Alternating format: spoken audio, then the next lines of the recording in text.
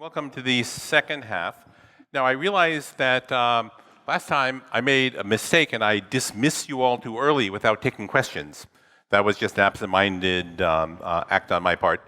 So before I begin the second part of the talk, does anybody have any questions left over from the first half that they didn't ask me in person later on?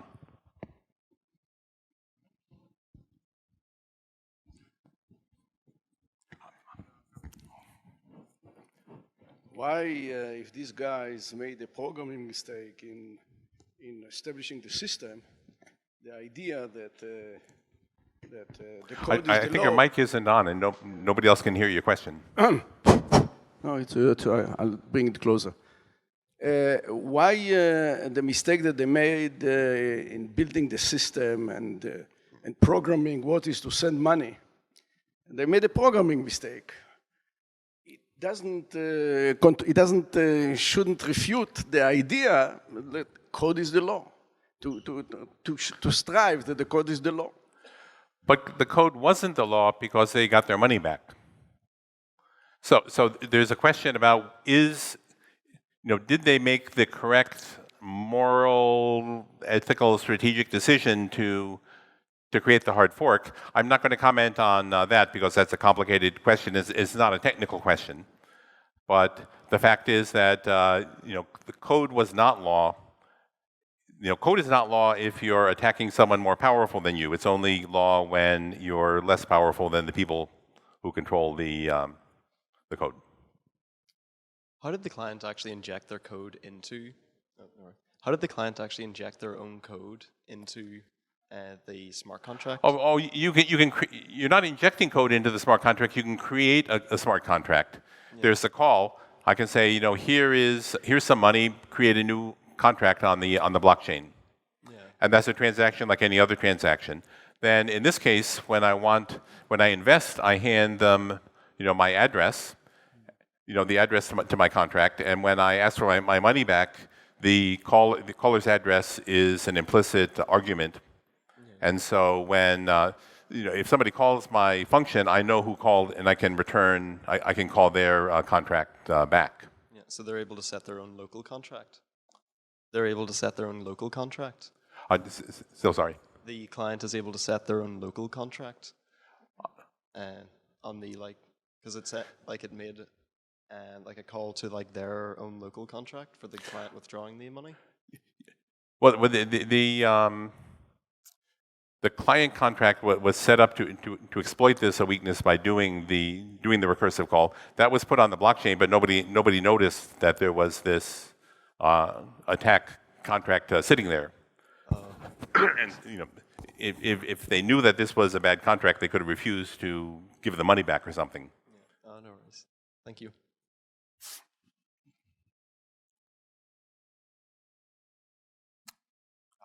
You only get one question. Do you have a Bitcoin? Do I have Bitcoin? I'm the proud owner of $5 worth of Bitcoin, which I got during an airdrop. And I will accept Bitcoins as payments, but I'm not sure I want to actually invest in Bitcoin. So if you want to send me your Bitcoin, that's fine. Okay, so what I'm going to talk about kind of things at a basic level, but a lot of what I'm doing is in a paper that that I recently finished with some people I know. Part of the talk is going to be the paper, part of it is going to be a little bit more elementary. So you've seen this slide before, but this is important, so I'm going to reiterate it. So classical distributed computing, as I said before, has this notion of an adversary. The adversary basically says, what are the kinds of faults and failures that we can expect? And in this world, as you can see, the adversary is kind of cute. It doesn't have much power. It does things like timing, crashes, losing messages, Byzantine failures, and it's used to solve formal problems like consensus. When we move into the blockchain world, and indeed the modern world, again, we're dealing with actual people who do things like reentrancy attack. And again, I'm going to repeat that I'm not suggesting that hackers speak Russian. I'm sure they all speak Italian or something. but I thought I'd get your attention. And the kinds of attacks that people worry about are all of these things that are very hard to deal with formally. TLA Plus is not going to help you with side channel attacks or denial of service attacks and things like that. But these are very real things that you need to worry about. So the kinds of challenges that we need to face in this world are much harder than the ones that the distributed computing community has been working on for so long. And the kinds of problems that we want to solve are also much harder. So what I want to, the high-level message is that moving from sort of the acute, old-fashioned adversary to the sinister modern adversaries means that we need to rethink a number of the principles of distributed computing. And this is kind of hard because we take many of these things for granted. When people talk about atomic transactions, they think they know what it means. But all of these concepts mean something different when you're in a hostile environment where you can't trust anybody, where you can't assume that the participants are going to follow the rules, and you can't even assume they're going to act rationally.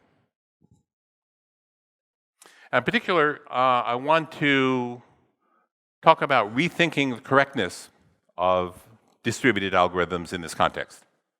So in the old world, we had things like consistency and atomicity for distributed atomic transactions. These are, every database book talks about these concepts. And it turns out that they don't really make sense in an adversarial world. There are other slightly more complicated properties that I think do make sense. But even these, I think, still need to be thought about a little bit more. So I'm going to tell you what I think are the best ways that we know about to think about programming in this kind of environment. So I'll start with a story. So our friend Carol, again, I'm using these little chip icons to represent processes or parties or people or smart contracts. And Carol owns a pink Cadillac.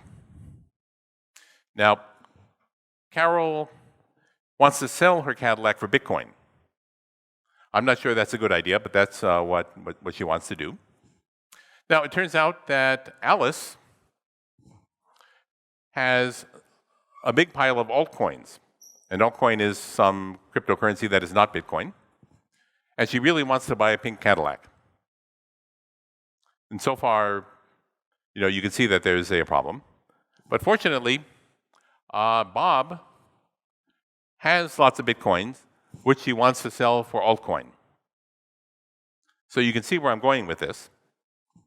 What we would really like to do is we'd like to set up a three-way swap, where each of these parties trades with the others, and that way everyone is happy.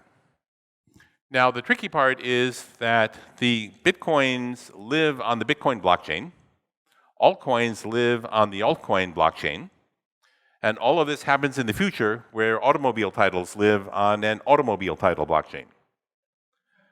So here we have 3 different blockchains, and we want to make an atomic three-way swap among these 3 characters, none of whom trust each other. And frankly, none of them is trustworthy, because if they can cheat, they probably will. And they might even cheat if it doesn't make any sense to cheat. Because if you don't know who you're dealing with, you can't assume that they're even rational. So this kind of problem is something that has been done a lot in classical distributed computing. It's just a replicated database, distributed database. We have two-phase commit protocols, two-phase locking, transactions, and all of that stuff. And these are all centralized, because in two-phase commit protocol and everything, there's always a centralized coordinator. The coordinator might be temporary, but basically the coordinator collects everything, says, okay, looks good, go ahead. And if you can't trust the coordinator might say, okay, everyone over here, you should commit the transaction. Everyone over here, you should abort the transaction. Ha, ha, ha. And that will cause problems. So in classical distributed transactions, there are a number of properties we want, but the 2 most important ones are, one is atomicity. We want to say, okay, either all of those transfers happen or none of them do. It's not okay if the ownership of the card changes hands, but the ownership of the Bitcoin does not change hands. The desirable outcome is everything happens. An acceptable outcome is nothing happens. An unacceptable outcome is that somebody pays but does not get paid. Somebody gives something up but doesn't receive something, because that means that somebody was cheated. There's another property which basically says that if you want to write the code for these things without going crazy, we want to guarantee that no transaction observes another one's intermediate state. This is usually provided by serializability or snapshot isolation or some other property. But it says that I can write my code in isolation without worrying about complex interactions with other code. That I'm using locks or something like that to ensure that I see a consistent state of the world and that I can make changes and I don't need to worry that some variable that I read is going to have changed value if I read it again. Now, in the new blockchain world, where we have a smart evil adversary, what we're trying to deal with here are all of these different blockchains. So every asset type has its own blockchain, because you're never going to put Ethereum and Bitcoin on the same blockchain. Nobody, that's, politically and technically, it doesn't make any sense. So we need a way to do distributed deals across multiple blockchains. Now, again, you've seen this. Each individual blockchain is this distributed ledger slide that you've seen. But again, we're going to deal with the blockchains as if they were black boxes. I don't care whether it's proof of work, proof of stake. I don't care whether it's public, private, permissioned, unpermissioned. The only thing I'm going to assume is that each of these blockchains can run simple smart contracts. But other than that, it's just a ledger. There is a way to send transactions to the ledger. I can run the kinds of smart contracts I'll show you. But again, I don't care how the ledger is managed and what the voting scheme is. I just assume that it behaves correctly. So you've seen these already. Smart contracts. What I'm going to do is I'm going to design our algorithms in terms of smart contracts. And again, these are scripts that control asset transfers. The script will say, under these circumstances, I'll transfer you the Cadillac. Under these circumstances, I'll transfer you the Bitcoin. Now, the key technical idea that we're going to use here is something called a hash lock. So a hash lock is a very simple idea. You start out, you generate a secret S, which only you know. It can be just a random, a 256-bit random number. The hash lock is a cryptographic hash of that secret. Now remember, it's the property of cryptographic hashes that it's easy to go from the secret to the hash of the secret, but practically impossible to go from the hash back to the secret. So if I tell you what the hash of my secret is, you have no way of figuring out what my secret actually is. So I'm going to write a lot of contracts of the form. I'm going to take an asset and escrow it. That means I'm going to transfer ownership from me to a contract. Remember, in Ethereum, contracts can hold money. So we'll say they can also hold assets. They can hold Bitcoin. They can hold automobile titles. So I'm going to give the contract temporary control of the asset, and I'm going to give it the hash of the secret. And the code in the contract is going to say, if you give me S, if you give me the secret, I will give you the asset. So you give me the secret, I'll give you the card. You give me the secret, I'll give you the money. And I know it's a secret because I can hash it and see that they match. But there's no way a third party can generate a secret that will hash to that value. because it's a 256-bit number. Now, it's also the case that anytime you transfer your assets to something stupid like a contract, something stupid like a smart contract, you need to worry, what happens if it's locked up forever? What happens if I put the money into escrow and the other side says, haha, and walks off? Then my Cadillac is locked up forever. I can never sell it to anyone. So you always need to worry about a kind of denial of service where the other party just walks away. So we need to put timeouts on everything. So we assume there's some time delta and say, if the secret is not provided within delta, then we refund it to the original owner. So you never transfer something unconditionally without a timeout, because that leaves you vulnerable to an attack where your adversary simply withholds the secret. So we have a combination of the hash lock and the time lock. Now, notice that this means that we have a synchronous model of computation. That is, we assume that there's some time delta, which may be very long, which is long enough to both publish something on the blockchain and for everyone else to see it. So if the protocols I'm going to describe don't work in an asynchronous world. There are other protocols that do work in eventually synchronous worlds, which I don't have time to talk about. But the one that I'm talking about here assumes that if you wait, say, for 48 hours, then something published on the blockchain will appear. And again, this can be an attack service. I could do a denial of service attack on someone so they don't see this. We're just going to assume that delta is big enough that a denial of service attack would be too expensive to be worthwhile. Okay, so here we are. Here we have Alice, Bob, and Carol with the evil adversary. And each directed edge is a blockchain. And the direction of the edge is the direction of the intended transfer. So this is the swap that we want to set up. So Alice generates a secret, and she doesn't tell anyone. That's why it's in a thought bubble. So Alice knows the secret, but she doesn't tell anyone, because then it wouldn't be a secret. And then she tells everyone who asks what the hash of the secret is.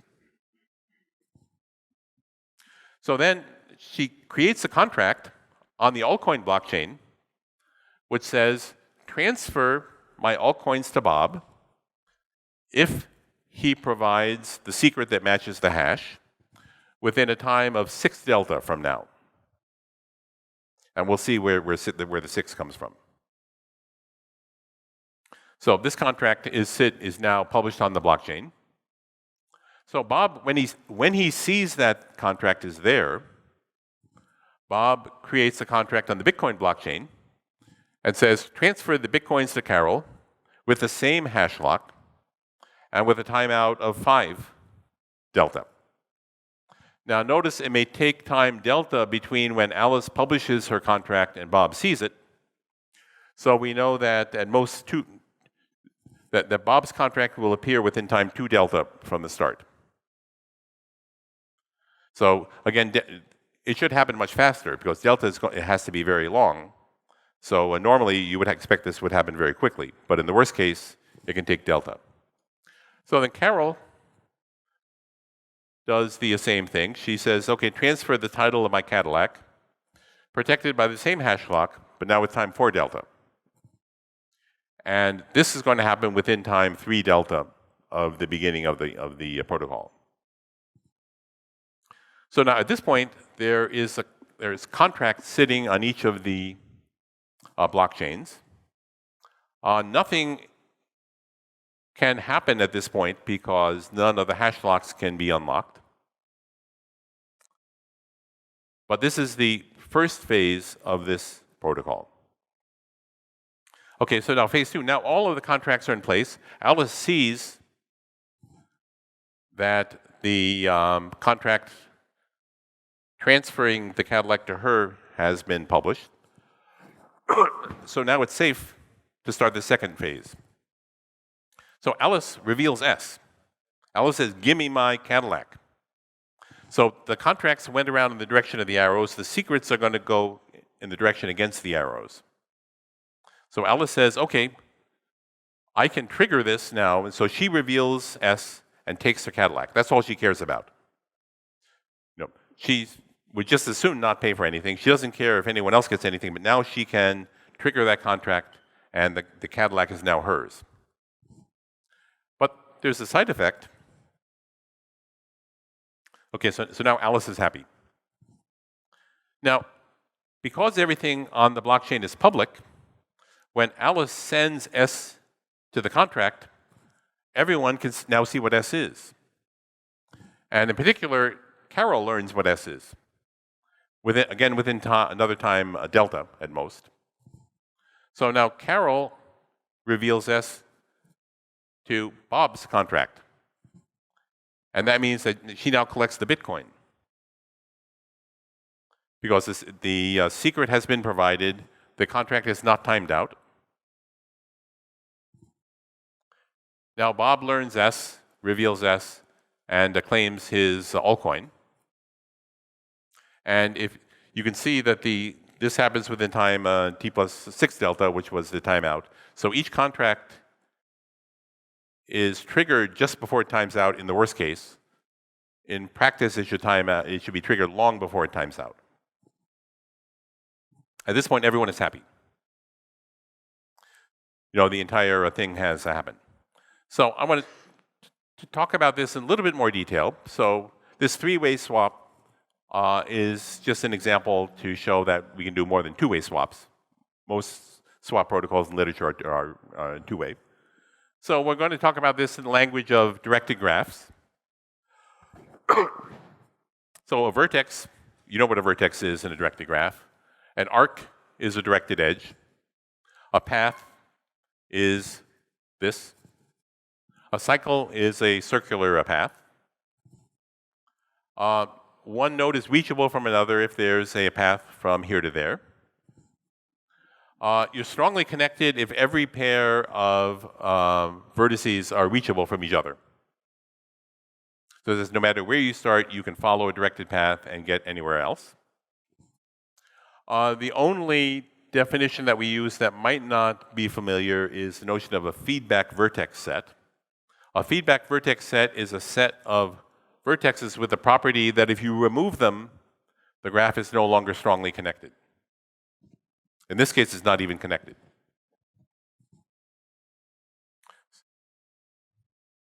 So again, a blockchain, for our purposes, distributed ledger, you publish transactions, they run smart contracts.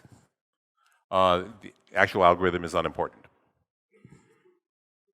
So we want to deal with generalized swaps. So here we have a collection of parties. Each party has something that they're willing to trade to others. And the idea is that we want to guarantee that every single one of these things happens if everyone is honest. And in the end, everyone ends up with all of the assets that they were supposed to get. If anybody has any questions, don't be shy about. Anybody other than Ellie has questions, don't be shy about. Yes.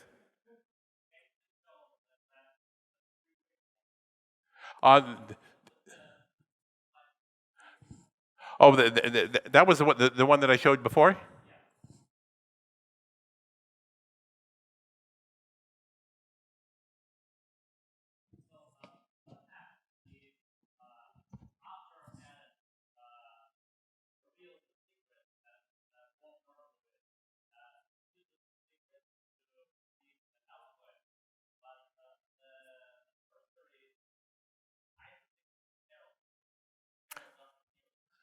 So if Bob learns the secret early, that's okay, because he just gets his altcoins a little earlier. So this is where our assumption that delta is long enough for you to learn something comes in. So if the delta again can be very long, which means that if it takes 48 hours, Bitcoin takes 1 hour to publish something. So we assume, we assume that it's not practical for the adversary to do that. Now, you're correct that if the adversary can do that, then the adversary can cheat Carol. And this is arguably kind of weakness, and if you're worried about that, you can make delta longer. Because a denial of service attack is expensive. So if I want to, I can do a denial of service attack on Carol, but if I want to keep that up for 48 hours, that might be worth more than the Cadillac. So this does depend on the fact that delta really is a bound. That if I publish something on the blockchain, everyone can see it by time delta. And if they can't, then this protocol doesn't work.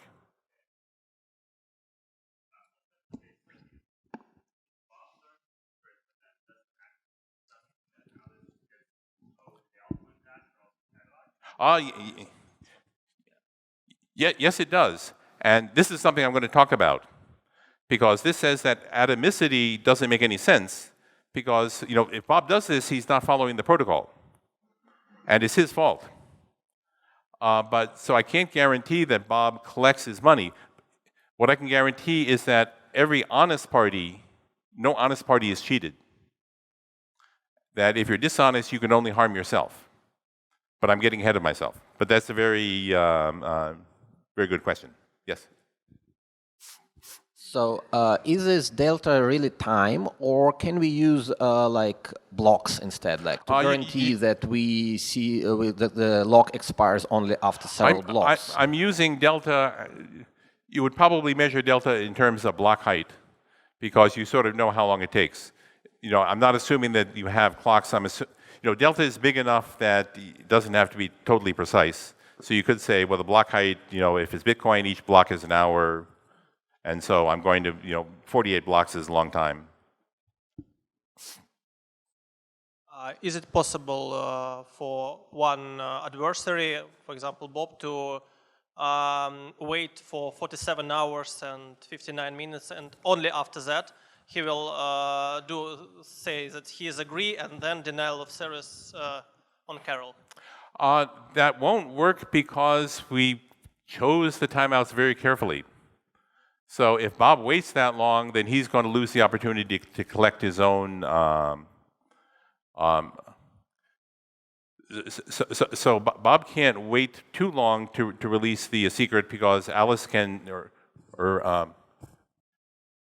so if Bob waits for the last minute, then to take his contract, there's still time for.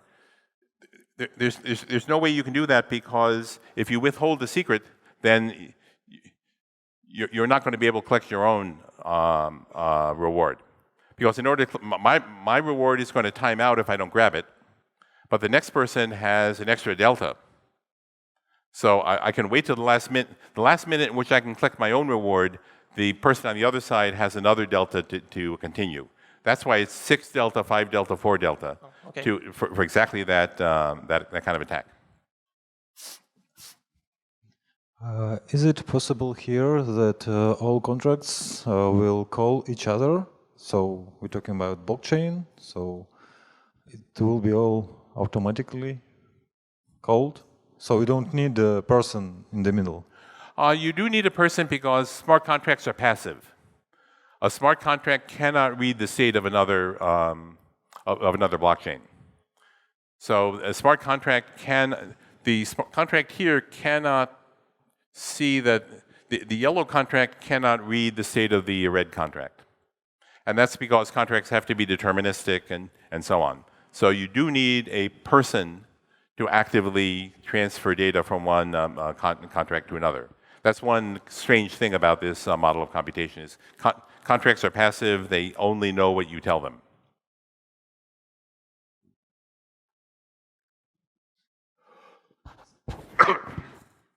This might fall under the kind of algorithm unimportant point from previous slide, but in this case, the fact of the exchange in all 3 cases has to be public, right? There's no way to keep that secret. Privacy is a whole nother problem. There are ways of keeping things secret using zero knowledge and so on, but that's a completely different lecture. This thing I'm describing here as no privacy. Everybody knows exactly what's going on. You can tell who's swapping with whom because the hashes are all the same. There are ways of blinding the hashes so that you can't link them together and so on, but that's beyond what I'm prepared to talk about. Okay, I'm going to move on. And you're leading them by mistake. You are allowed to change, perhaps, because things in this notions in distributed computing, but not in graph theory. Feedback set takes a graph, and by eliminating the set, there is no more cycles. You just said the graph is no more strongly connected. It's a completely different thing. There is I don't know a notion for it. Feedback set removes all cycle, and I think you want to remove all cycle. We definitely want to remove all cycles, but I think we'll discuss this. So there is one question more.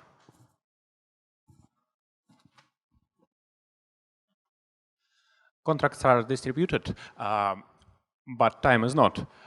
Where is clock located? Say that again? Where is clock located? What is cooperation? Clock. Where clock is located? The time. What you is have it? timeouts, and time is different on different nodes. Where a clock is. Here, the timeout is long enough so that any blockchain. This is long enough so that on any blockchain, if I try to publish something, everyone else will see it by that time. So you look at the time it takes on every blockchain, you take the longest one, and then you overestimate that. So I'm assuming here that you can see, you can measure time by counting the number of blocks on the chain, because they tend to grow at a relatively regular rate. So this is not millisecond timing. We're talking about hours rather than milliseconds. So the time just has to be, the timeouts are really worst case behavior. So normally this never happens. So you just have to make sure that I know enough time has passed that it's safe. It doesn't have to be optimal.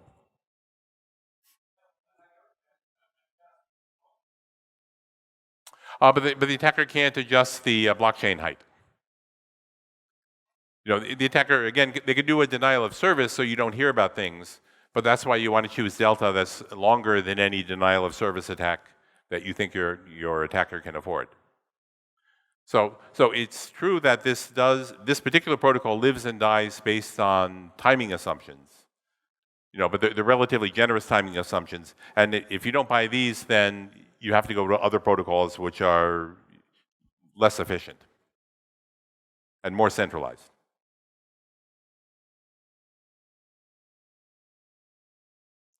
Okay, so the idea here is each party wants to trade the assets.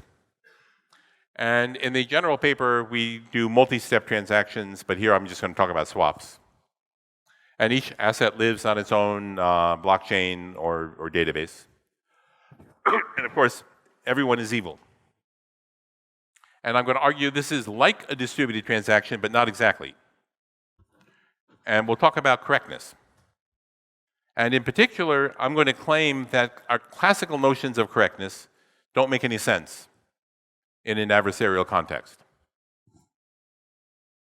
So here's a better model. So in the classical model, you either you behave correctly or maybe you crash. Sometimes you might be slow. So I'm going to say that you could be a conforming party, means you're honest and you follow the protocol. Well, you might not be honest, but you still follow the protocol. So you do exactly what the protocol says. I'm going to tell everyone what the protocol is. I can't enforce any of the protocol. It's just a suggestion. I may or may not be able to detect if you depart from the protocol. But if you follow the protocol, then you're conforming. If you deviate from the protocol, then you can do anything. Now, I'm not assuming that anybody's rational. You might say, well, nobody's ever going to do something because that would be stupid. They would lose a lot of money. Well, I don't know. Maybe they're they're vandals. Maybe they work for some hostile agency that just wants to destroy things and doesn't actually want to make money. So you can't assume that anybody even behaves rationally. We have to make, this is a very tough world. And so instead of talking about faulty and honest versus rational, which other models do, all we're going to say is you're either conforming or deviating. Now, we're not going to be moralistic about it. Either you follow the protocol or you don't. Now, first question is, why would anyone conform to a protocol if you can cheat? What motivation is there? And here we need to bring in some kind of elementary game theory. So there's a notion of a strong Nash equilibrium. So the idea is the default behavior is everyone follows the protocol. So I'm sitting here, should I follow the protocol like everyone else? I'm going to get together with some of my friends and we're going to conspire to deviate. We're going to cheat. We're going to do something different together. And I trust my friends, so we're even going to do crazy things where, we all have to do things together for this to work. But if the protocol is set up so that if you conspire with your friends to deviate from the protocol, if you don't gain anything, then this is what's called the strong Nash equilibrium. So it says that you don't gain anything by deviating from the protocol. So that sort of gives you a motivation to follow the protocol. So any protocol that we consider has to be a strong Nash equilibrium, because otherwise nobody would follow it. So we're going to consider everything to be, we're only going to consider strong Nash equilibrium, which means that you need to prove that your protocol is a strong Nash equilibrium. Now, that doesn't mean that nobody's going to deviate, because you might be irrational. And irrational also means that I don't really know what your objective function is. If your objective function is to cause chaos, then maybe it's rational for you to deviate.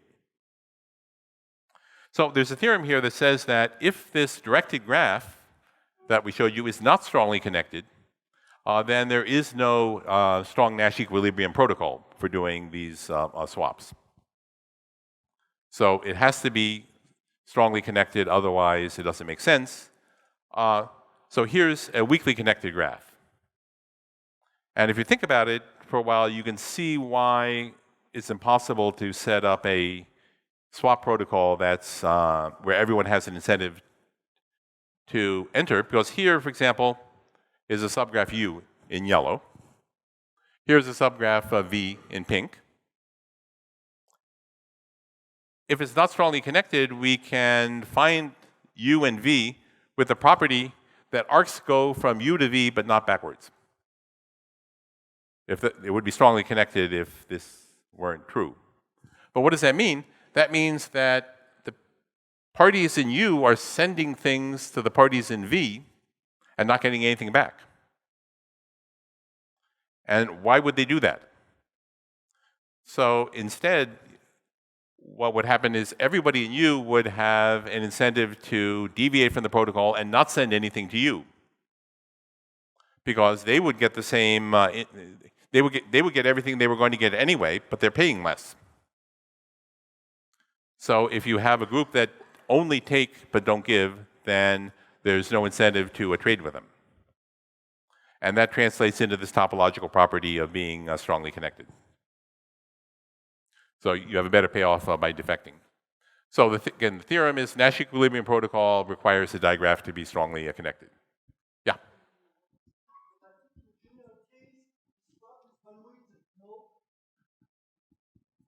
I think that in the general case, this graph is valuated. Is valuated? Yeah. Meaning? This means that the ages do not have the same value. Well, you're only going to participate if you're happy with this is all voluntary. So there is an assumption that I only participate if the value of what I'm getting if what I'm getting is more valuable to me than what I'm spending. And that's also kind of a requirement to be to participate. Again, you can't order anyone to participate. Everyone volunteers. So classical atomicity says either all transfers happen or none do. So remember, with Alice, Bob, and Carol, we can argue that either all the transfers happen or they don't. But as somebody pointed out, if Bob deliberately doesn't collect, then he'll lose his coins because they'll time out. And there's no way we can prevent that because we can't force anyone to do anything. But Bob is deviating. And what we're going to say is it's okay if you deviate from the protocol if you lose. We just want to guarantee that if you conform, you don't lose.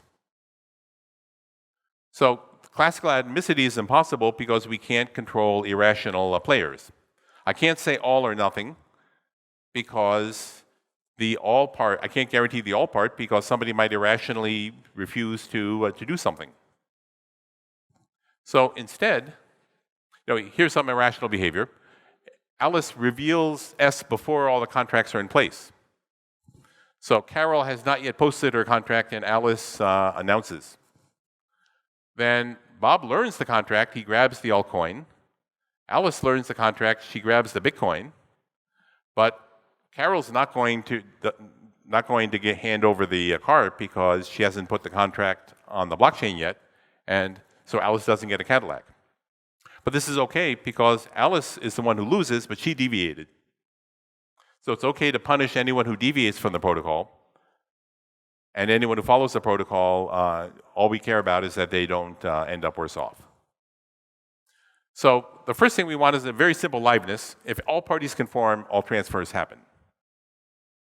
So if everybody behaves, then everything works out correctly. That's pretty minimal. But the interesting thing is that if some parties deviate, no conforming party is worse off. And of course, the definition of worse off is going to be subtle. So let's look at all the payoffs, all the outcomes. I'm going to give them names so we can remember what they are. So the first one, payoff is free ride. It says, an asset is given to me, but I don't pay anything. This is one of the outcomes is we do the protocol, people deviate, disasters happen, but somebody pays me and I don't pay anyone else. That's not bad. Another one we call discount, which says that I get everything that I expect to get, but I don't have to pay everything I expected to pay. So that means that I get, everything is cheaper than I expected. Third outcome is deal. I receive everything I expected to get, I pay everything I expected to get. That's a successful. No deal is nothing happens. The whole thing is aborted. And the final thing we'll call underwater, which says that I didn't get everything I expected, but I did have to pay for something. So that says that I'm missing something coming in, but I paid for something going out. And that's chaotic behavior. So let's rank these outcomes by desirability. What's better than what? Well, deal has to be better than no deal, because otherwise, why would you join the deal in the first place? You'd rather the deal happens than the deal doesn't happen, because you can just, if you preferred that nothing happened, you wouldn't join. A discount is better because you get the same things, only you pay less.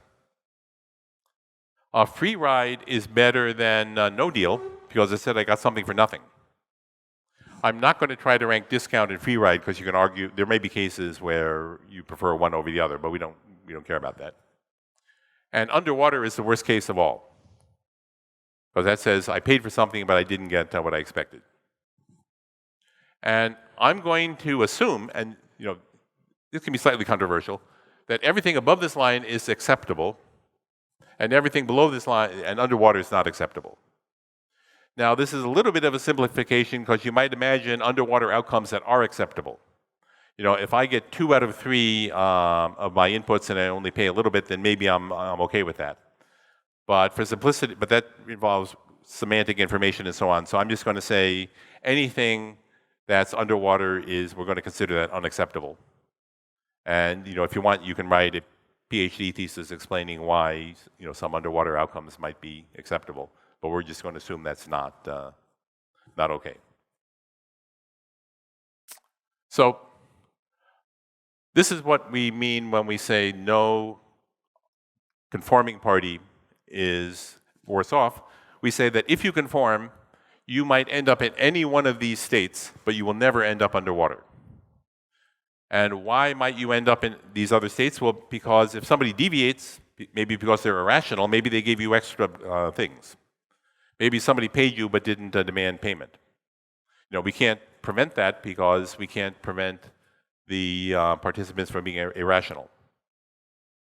And so, as you can see, this is a little bit more complicated than all or nothing, but it's kind of all or nothing or better for conforming parties. If you're non-conforming, we don't care what happens to you. If you're conforming, we guarantee that you end up somewhere in the acceptable range. Okay, then another classical property is isolation, which says that no party observes another's intermediate state. So that says that if I'm writing a database transaction, I don't need to worry that I read some record and then I come back and I reread it and it's changed. And this is usually implemented with things like locks or multi-version concurrency control. You know, there's 50 years of database theory on how to do these things. But the basic principle is that I can write my program in isolation without worrying how it interacts with other programs. Now, the analog here is not serializability. If you think about Alice, Bob, and Carol's interactions, there's no serializability there. They interact several times. You know, one of them publishes a secret, the other one sees it, and then tells it to someone else. You know, one of them publishes a contract, you see it, you release the secret. So they're interacting all the time. So this is not a serializable computation. And so trying to think about this as a serializable computation is completely wrong. But there is a very important notion of isolation that is central to all of these, which is the idea of escrow. So a very high-level way of saying it is that you have to guarantee that no party can change the rules in the middle of the computation. This is kind of what serializability means for data updates. But here we're worried not about data updates, we're worried about assets. We're worried about money and cars and bitcoins and things like that. So here, Alice, Bob, and Carol put their assets in escrow. That means that they lock them up. If I transfer my money to a contract, the contract owns it. I don't own it anymore. So I better make sure that I can get it back if things go wrong.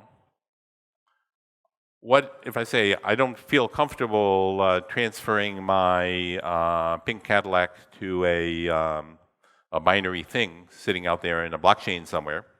I'd rather retain ownership.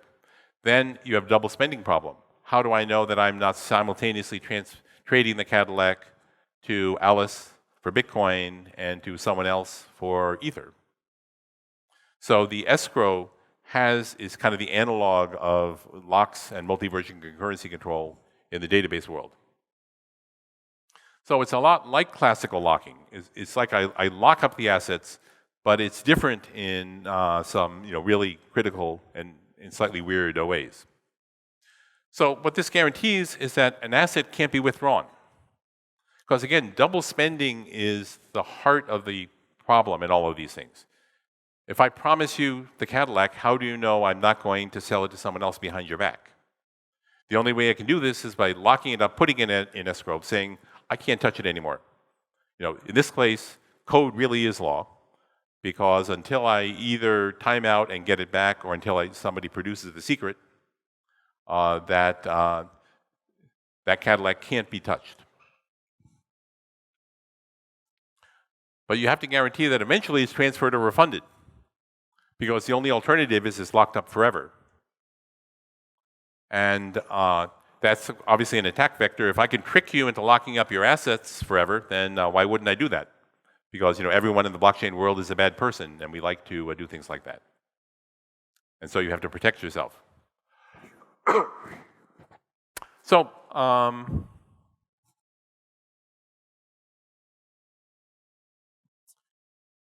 that pretty much sums up what I wanted to say about correctness of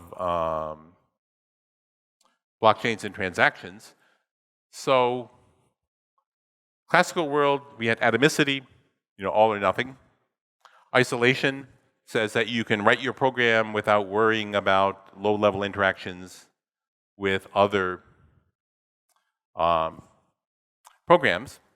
When we move this into the blockchain world, everything changes in strange ways.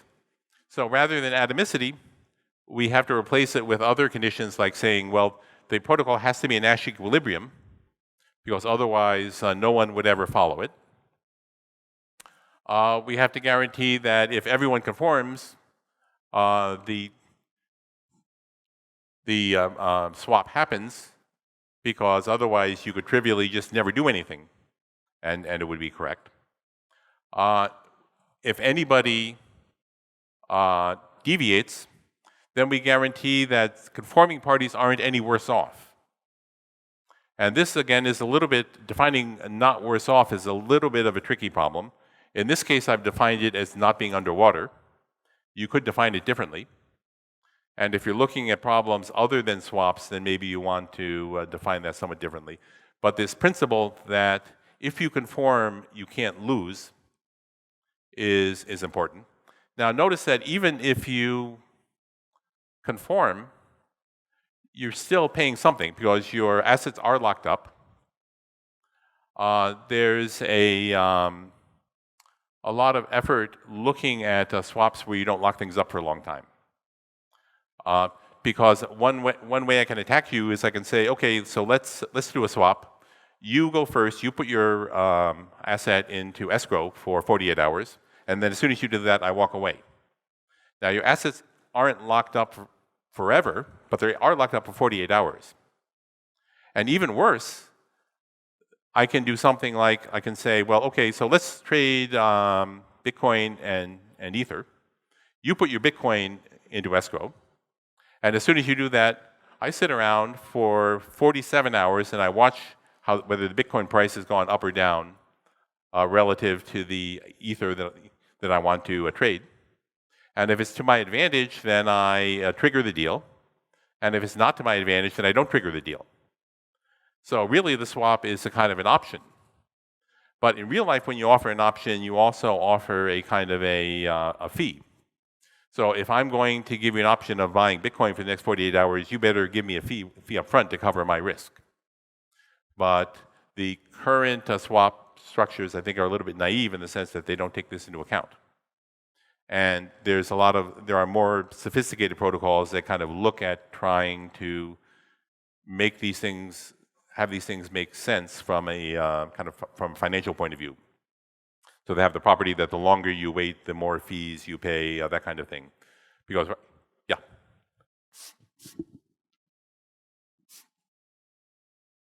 So this might be, I guess, a little too deep into the implementation details, but in this case, are escrows themselves part of the kind of corresponding protocols, or is that like a layer above? And also, what are sort of possible attack vectors on kind of the escrow mechanism?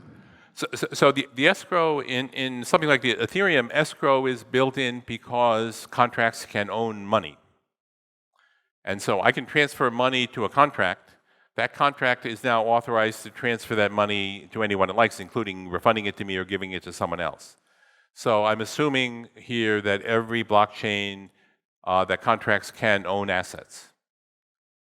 And so one attack vector is I trick you into putting something into escrow and it can never be retrieved.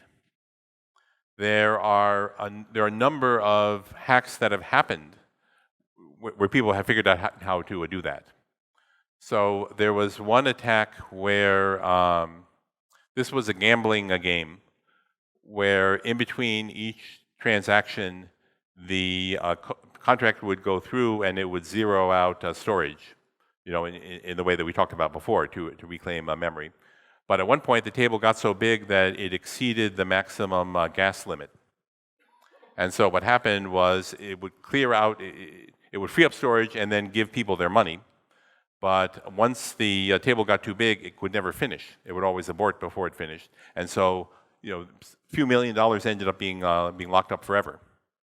And no one will ever be able to get that money because the contract that owns it can't complete its function call because it got too big.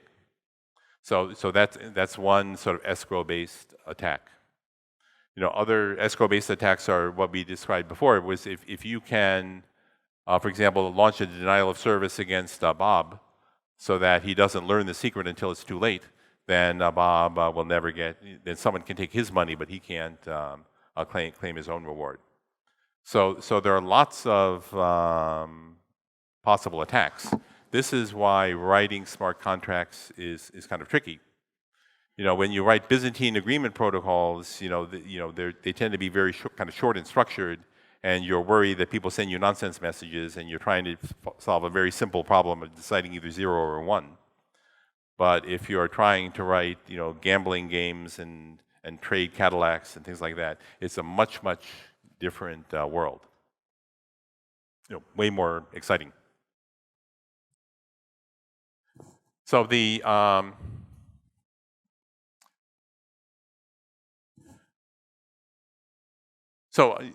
isolation basically turns into escrow. There are a couple of other properties that are kind of interesting. That they're issues of deciding.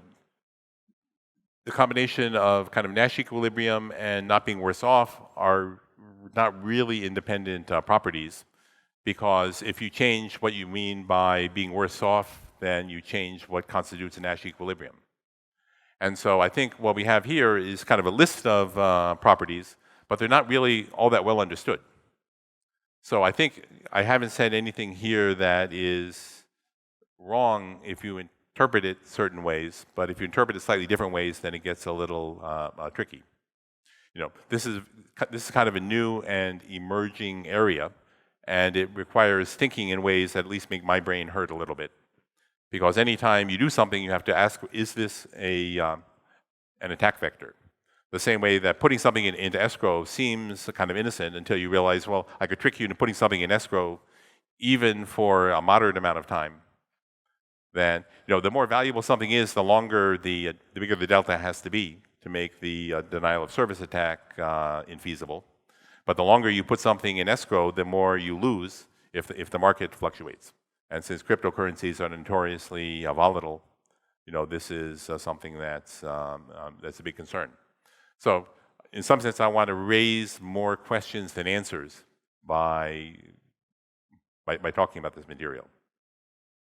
So, basically, that's the story, and I'd love to take questions because we have some time. Thank you for the great talk. And I got a question. What if we think about adding some kind of idiosyncrasy?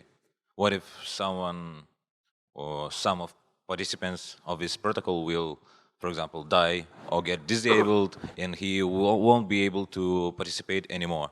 What will be cumulative effect on the whole network? So the question here is what constitutes deviating? So when I say you're deviating, that means you could be acting arbitrarily irrationally. And so the correctness condition says that anybody can behave arbitrarily irrationally, and the ones who conform, they might end up, with nothing, but at least they won't, lose anything. Now, there's about where it gets tricky is if I do a denial of service and you don't respond in time, then technically you've deviated. You might be innocent, but you didn't do what was in the protocol. It's not your fault, but technically you've deviated, so legally we're okay. Now, you might not be happy with that definition, and so maybe, this is where we get into the, swap protocols that don't use time. Basically, if you don't use time, as far as I know, the only way to do things is you can have yet another blockchain that records whether a transaction commits or aborts. That blockchain is as usual property that it's live only in synchronous executions, it's safe in all executions, which means it can't be proof of work. Because proof of work is not safe in asynchronous executions. So you need to go to some kind of a BFT-based blockchain, which you use basically to record whether transactions commit or abort. And then you end up with something that looks a little bit like two-phase commit protocol, except that you have this sort of Byzantine team instead of a leader. And you know, that's a whole nother talk. But it does say that, you know, the definition of deviating is a little bit devious in the sense that it doesn't mean that you're evil. It might mean you're unlucky. Hi. The question about, can you skip a little bit early, a couple of slides where your definition of correctness, yeah, this one. So is this definition of modern correctness like full? What do you think? Is it enough? Is it complete? Is it complete? Well, I'm kind of cautious. So this works fine for, I think this is complete for swaps, or even for multi-step transactions like you know, auctions and brokerage and arbitrage and so on requires kind of more complex steps. You know, I might want to buy something at one price and sell the same thing at a higher price inside a single transaction, which is not a swap. That's more complicated. And in the paper, we describe how to do this. And I think that says what you want, but there are other things that you might say are kind of, that you're not happy with. Like you might say, well, I still don't like the idea that I'm locking up my assets for so long. And you could say, well, you know, if I lock up my assets and then it aborts and I get my assets back after 48 hours, you know, I'm not, you know, I am worse off. So you can argue with the definition of not worse off. You know, I've defined not worse off as being exactly what the protocol gives you. So, you know, there's a little, you know, you can argue whether that's cheating or not. I wish to retry the second part of my question. So, what if we imagine this something like underwater?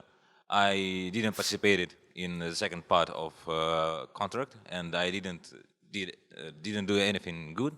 Yes, didn't pay my altcoins or other things. Yes, and this is a very strongly connected network. Yes, that means that other guy didn't receive that, and he probably didn't send anything to other guys, and this will be a very bad situation. No? Aggregated fluctuations on this network. I didn't. What happened at the start? So if Alice never reveals the secret, then everything times out, and everybody gets their money back. If Alice reveals the secret, then every conforming party will learn the secret, and they can take their they can take their reward. And the timeouts are structured in such a way that if I claim my secret at the very last minute, then the next person in line still has enough time to claim their secret. So this is not something you should believe me. This is something you should check. But this is designed so that no matter what, you know, if you misbehave, you might lose, or you might cause the transaction to abort so that nobody gains anything. But you still can't cheat anyone. So on this slide, the word safe for conforming parties is, well, it's not very precise. And what I mean is that for different parties, there may be different understanding of what is safe and what is not, right? What are my acceptable damage, which are acceptable for me from rational point of view?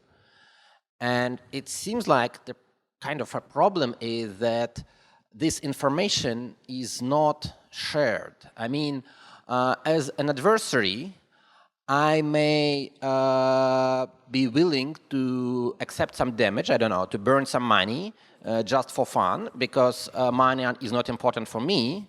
And as far as understood, this correctness definition says that it's okay unless the damage I will inflict to other parties is acceptable for them as well.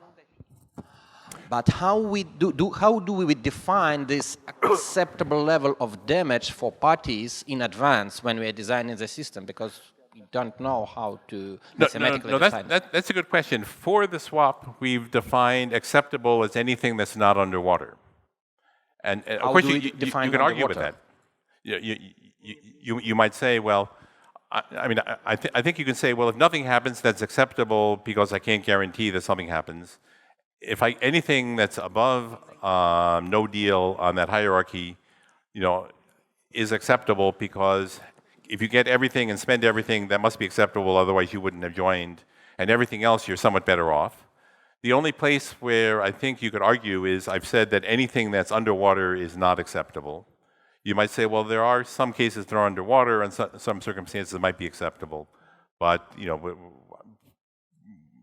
could change this to encompass that, but I'm just going to say that that's not acceptable. Now, if you deviate, I might say, well, I want to cause chaos. I'm willing to suffer some damage to cause problems. Then, well, that's okay, because once you deviate, we don't care what happens to you. If you deviate, the hope is that you only cause damage for yourself. And if you look at these protocols and you look at all the different ways people can deviate, typically only the deviating parties pay. And you've got to design the protocol so that no matter, we're not assuming an honest majority here. We're not assuming anybody is honest. But if you're the only honest person, you know that except for the inconvenience of locking things up and any fees that you might have to pay, that you're not going to have your Cadillac stolen. You might waste time, you might waste fees, but that's the cost of doing a business. And this is a difficult thing to guarantee. Here, we've gone to a lot of work just for simple swaps. If you want to do something more complicated, you want to do some kind of a derivative, locked into the outside world, then meeting this criterion is kind of a challenge. And as you've noticed, defining what's acceptable and what's not acceptable is a subtle issue because it's semantic. And this is something that doesn't come up in the classical world. In the classical world, you say, oh yeah, it commits or it aborts, and nothing in between. But you can't do that in this case because you can't control that in what people do. So the best you can do is to say, if you're honest, trust me, you'll be okay. Could you please return to the slide with three-way swap?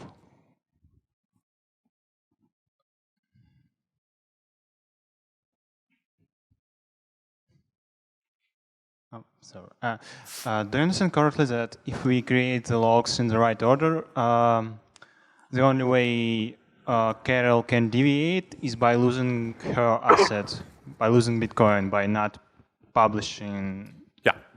Yeah, so whereas Alice can deviate by just not publishing the key.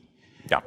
So my question is whether it's, I don't know, logical to force a semi-trusted party which can deviate only, which would be the only one who could deviate without being punished. So we don't, if you deviate, we don't require that you're punished.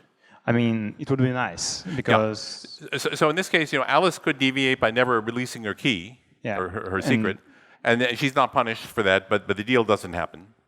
And you told us about attacks based on this with Bitcoin and Ethereum. So maybe everyone is slightly worse off because nothing happened, but it's still considered acceptable.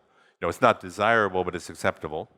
Then Alice can deviate in this case by, if she reveals the secret prematurely, she only harms herself. And I think the only other way you can deviate is if Bob or Carol fails to claim their coins on time, then they lose. But again, they deviated and they lose. So we don't care about that because they didn't follow the protocol. And notice that if Alice deviates, then the others, they get a, basically Carol gets a free ride and Bob gets a discount. So, the strange intermediate states where you're better off than if you got the deal can happen if somebody deviates. Mm-hmm. And so we're kind of careful not to rule that out because you can't prevent that. If any party deviates in some totally irrational way and starts giving away money, then that's always a possible outcome. It's not very likely, but it's a possible outcome. And so that's why we can't say all or nothing, because Sorry. My question was about attacks based on escrow-based attacks. So, was adding in some punishing for deviating nodes to prevent this attack, probably? So we're not aiming to punish anyone. All right. Thank you. Yeah. There's no disincentive for you can deviate for any reason, but you might be punished, but not deliberately. This might be related to the past couple questions, but I'm just curious from a kind of a game theoretic perspective. So I guess deviating can't make any conforming party worse off kind of in the context of a single protocol, right? But kind of in a world with sort of several competing ones, like this one, for instance, I guess it can be argued that a lot of kind of deviant behavior could make a certain protocol kind of less valuable in a sense compared to other ones. So are you aware of any mechanisms that protocol designers can sort of even further reduce the effect of deviant behavior to sort of make their protocol more competitive? I think that's so. Let me make sure I understand the question. You're asking that can I design the protocol to? Yeah, so like if there's a lot of deviant behavior like within a given protocol, for let's say other parties who somehow have a choice of a protocol to join, that makes a certain protocol less attractive, right? If like it can be, I don't know, DDoSed all the time or something like that. Yeah, no, I think the field isn't far enough advanced. This is basically the only swap protocol that we know that uses hash time locks. And it might be interesting to say, well, here's an alternative protocol which is better in these ways. But right now, the sample space is so small that we don't really have a way to compare these things. I mean, that would be something. People are no doubt working on this kind of thing. I know that people who work in actual finance are very interested in how you do cross-blockchain swaps without having long locks and without basically being kind of an unsecured option. Yeah, so I'm wondering how, if you're like introducing the notion of strong Nash equilibrium here, I presume that there is some kind of utility function for each party involved in the protocol. So I wonder to which extent each party needs to disclose his or her value function, because for the protocol, in order to be able to say that this particular execution is like not penalizing confirming parties, the protocol must be able to judge whenever a particular outcome is less or more valuable for each party. So I wonder what is the to which extent each party must disclose the value function. So I don't think I'm not aware of any work that does that in general. This protocol works because I've told you what the objective functions are and what the payoffs and how to rank them. And if you change those rankings, then this protocol is no longer correct. So this really depends on the assumptions, which I think are reasonable assumptions about the preference of the different outcomes. Now, if you replace these with abstract kind of outcomes, just functions of states, then I don't know how to solve this problem. It's probably pretty hard. Because this is already fairly subtle a protocol when you try to prove correctness. But basically, this is the big problem, which is that if you want to do cross-blockchain commerce, then everyone has their objective functions. You're not going to participate again unless conforming is a Nash equilibrium, but that depends on what on what your objective function is. And then whether the protocol itself satisfies these properties depends on everybody's objective functions. And in some sense, if you don't know what they are, then it's going to be hard to define the protocol. So it's okay if people lie about their objective functions, because all I care about is, if you tell the truth about your objective function, then everything works fine. If you lied about your objective function and deviate for the protocol, then I don't care what happens to you. So it seems like the protocol should be complete in terms of all the possible side effects. Because I just think about it like, you know, in Russia we have a saying about the people who try to be that smart so they outsmart themselves, like, I have cheated the ticket validator in the bus. I bought the ticket and then walked without taking a ride. Like, I'm too smart. And this may be true, like similar to situation when Alice reveals her key before being able to claim the award. But if we continue the case with a bus ticket seller, imagine that the bus ticket seller has like a special check that his penalty to find if the number of tickets sold exceeds or is simply not equal to the number of passengers on the bus. And then, yes, I have just walked by paying a simple price for my ticket, I didn't use it, but somebody else got damaged by the fact which was unknown to the, well, to people who designed the system. So it means that if we design the protocol like this, we should try to, well, get all the possible side effects. And in real world, this may be simply impossible because, well, the world is big and the possible side effects may be. No, I think you're absolutely right that the model has to be clear about what the costs and benefits are, and you know this is never easy. May I ask? So, okay, go ahead. Is it correct to expect that all the parties that are involved in this swap should think of the exchange rate on their own ideas, like? I want to buy a Cadillac, and I have, let's say, 10 Bitcoins, and I have to find a third party that would be involved with this swap that would accept to change 10 Bitcoins on some altcoins, right? And maybe some ideas how we're going to find all these parties, because the swap cycle can be quite difficult to establish by myself. I mean, find all these parties to be involved to complete the swap. No, I think that's a good point. In real life, the value of the Ether and the Bitcoin are going up and down all the time. The value of the Cadillac is probably constant. So one possible attack is, I can wait long enough and say, oh, my Bitcoins have gone up in value. I'm going to quit because I'm paying too much. And that is a problem with any timed hash lock protocol.